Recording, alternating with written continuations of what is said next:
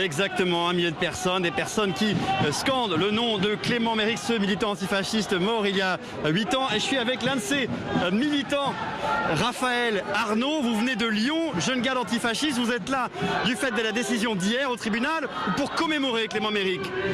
Évidemment, en commémoration de Clément Méric, il y a eu l'agenda du tribunal qui à chaque fois est très douloureux pour la famille ou les proches de Clément Méric.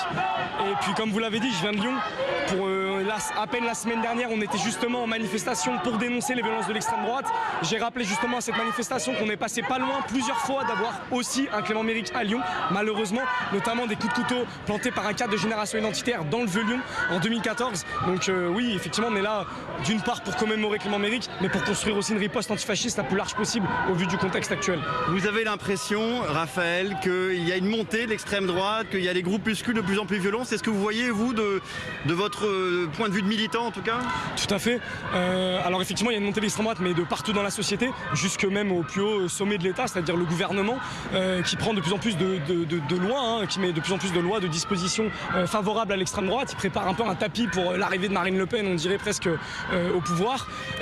Et de fait, ça se répercute sur les groupuscules d'extrême droite qui sont de plus en plus radicaux. On le voit, toutes les 2-3 semaines, il y a des tentatives d'attentats terroristes dans toute l'Europe menées par des groupuscules d'extrême droite. Donc oui, le climat est extrêmement délétère et c'est dû à une extrême droitisation de la société de façon générale.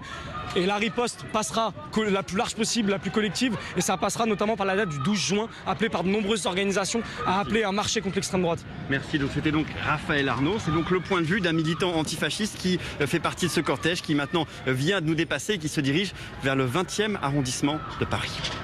Merci beaucoup Ben pour toutes ces informations. Merci également à votre invité. Sylvain